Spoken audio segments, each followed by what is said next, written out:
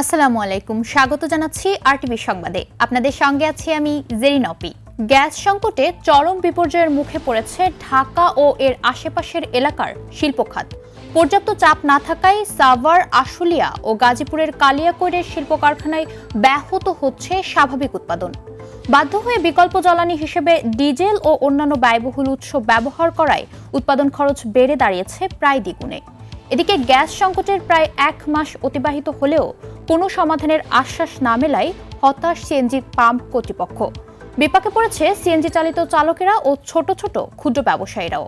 তীব্র গ্যাস সংকটে রয়েছে বাসাবাড়িতেও।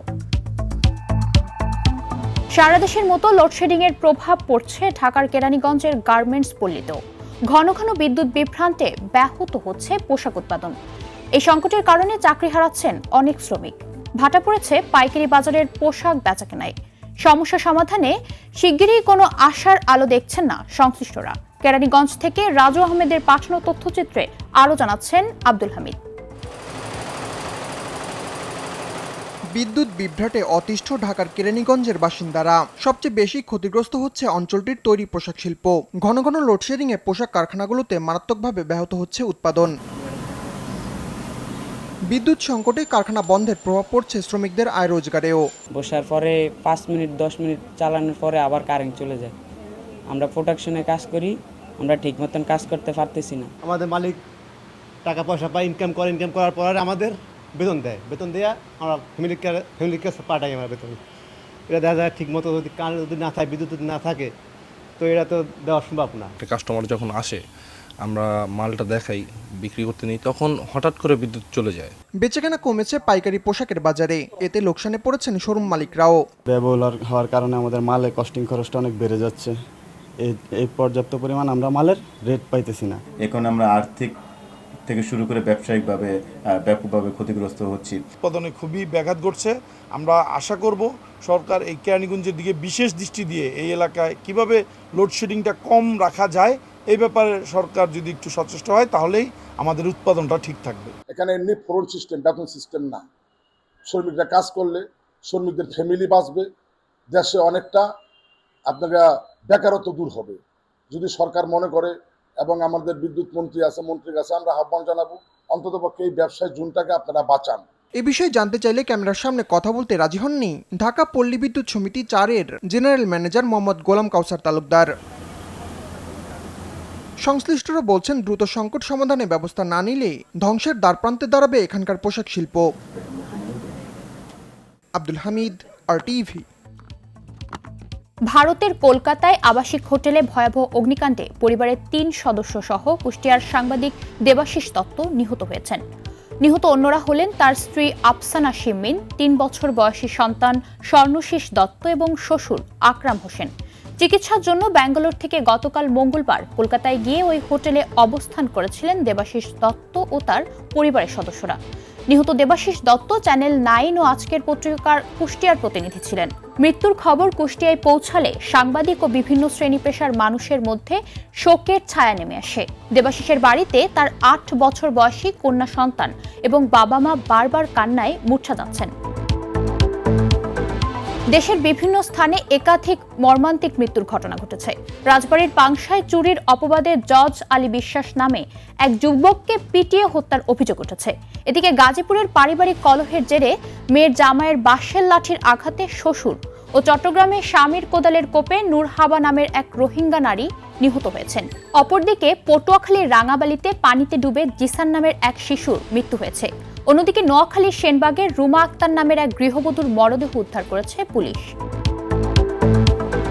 স্বামী ব্যারিস্টার তৌফিক নেওয়াজের মৃত্যুতে 4 দিনের প্যারোলে মুক্তির আবেদন করেছেন সাবেক মন্ত্রী ডক্টর দীপুমণি। দুপুরে মুন্সিগঞ্জ জেলা প্রশাসকের কার্যালয়ে পরিবারের পক্ষে এ আবেদন জমা দেওয়া হয়। এর আগে মঙ্গলবার রাতে ঢাকার একটি হাসপাতালে চিকিৎসাধীন অবস্থায় মারা যান সুপ্রিম কোর্টের সিনিয়র আইনজীবী ব্যারিস্টার তৌফিক নেওয়াজ। খবর পেয়ে সকালে কারাগারে মায়ের সঙ্গে দেখা করেন দীপুমণির মেয়ে তানি দীপাবলি নেওয়াজ। পরে আইনি প্রক্রিয়া ও প্রশাসনিক নিয়ম মেনে জেলা প্রশাসনের কাছে প্যারোলের আবেদন করা হয়। বর্তমানে তিনি মুন্সিগঞ্জ জেলা কারাগারে বন্দী রয়েছেন। চুয়াডাঙ্গার জীবননগরে সীমান্তের কাঁটাতার পার হয়ে ভারতীয় নাগরিক সহ 5 জন বাংলাদেশের প্রবেশের অভিযোগ উঠেছে। পরে স্থানীয়রা তাদেরকে আটক করে পুলিশে সোপর্দ করেছে। ভোরে উপজেলার বেনীপুর সীমান্ত এলাকায় এ ঘটনা ঘটে। স্থানীয়রা জানান, কাঁটাতারের বেড়া পার হয়ে বাংলাদেশে প্রবেশের পর তাদের আটক করা হয়, পরে পুলিশের কাছে হস্তান্তর করা হয়। আটককৃতদের পরিচয় ও সীমান্ত পারাপারের বিষয়টি যাচাই বাছাই করে পরবর্তী আইনগত ব্যবস্থা গ্রহণ করা হবে বলে জানায় পুলিশ।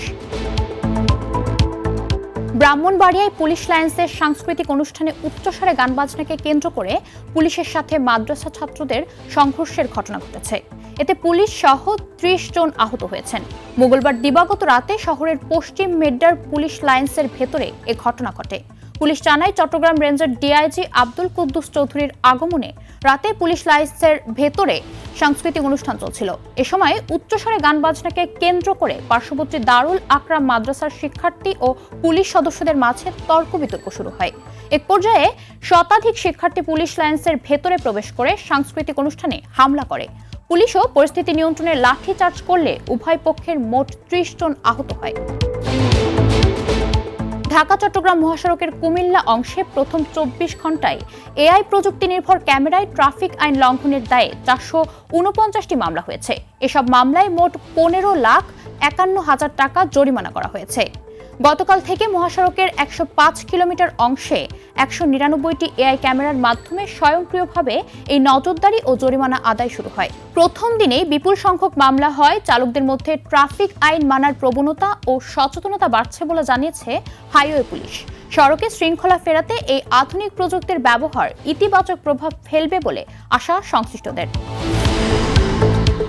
চট্টগ্রাম আঞ্চলিক কার্যালয়ে অনুষ্ঠিত শুনানিতে এ আদেশ দেওয়া হয়।